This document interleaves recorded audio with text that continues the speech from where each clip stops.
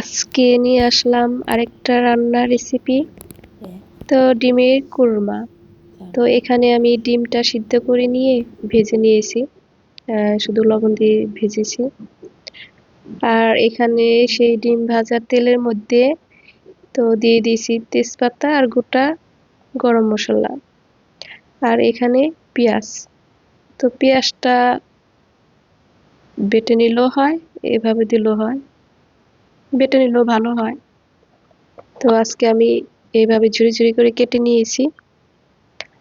আর এই পেঁয়াজটা একদম লাল লাল করে ভাজতে হবে না, তো জাস্ট একটু লবণ দিয়ে ভাজলে তাড়াতাড়ি মজে যাবে আর কি।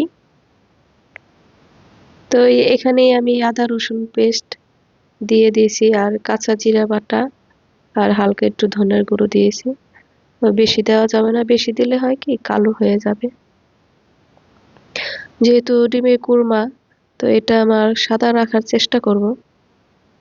অত সাদা থাকবে না, মশলা দিলে একটু কালার অন্যরকম হবেই। তারপর আর কি যেটুকু পারা যায়। তো এখানে আমি দুধ দিয়ে দিলাম।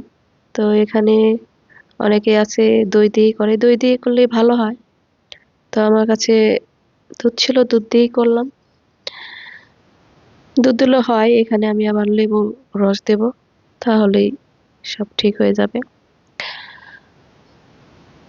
তো গোটা কয়েকটা কাঁচামরিচ দিয়ে দিব, যেহেতু এটা একটু মিষ্টি মিষ্টি থাকবে, তো অত কাঁচামরিচ লাগবে না।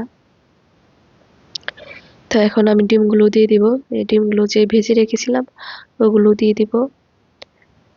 তো পেঁয়াজটা আমার সিদ্ধ হয়ে গেছে ভালোভাবে। আর পেঁয়াজটা একদম সিদ্ধ হয়ে গেলে যাতে একদম গলে যায়, তো একদম ভেঙে চুরে এই করে দিতে হবে। আর এখানে আমি যে লেবুর রস দিয়ে দিয়েছিলাম, তো এটা সহই দিয়েছি শুকলাটা, যাতে একটু গ্রানটা আসে। উঠিয়ে ফেলবো। তো এখানে আর কিছু দিতে হবে না, যেহেতু জিরার গুঁড়ো আগেই দিয়ে দিয়েছি আর গোটা গরম মশলাও দিয়ে দিয়েছি। আর কিছু দিতে হবে না, শুধু এখানে চিনি দেব। তো আমি চিনিটা দিয়ে, তো লবণও দিলাম একটু চেক করে। তো কেমন হলো রান্নাটা? আর একটু ঝোল শুকায়ে ফেলবো, তারপর নামিয়ে ফেলবো। তো এটা কিন্তু পোলাও দিয়ে খেতে একদম মানে খুবই ভালো লাগে, একদম অসাধারণ। আমার কাছে তো খুবই মজা লাগে।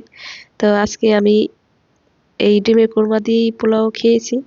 আমার আর রোস্টের তরকারি লাগে নাই। এটা হলেই আমার যথেষ্ট। তো এভাবে বানিয়ে খেয়ে দেখবেন, খুবই ভালো লাগবে।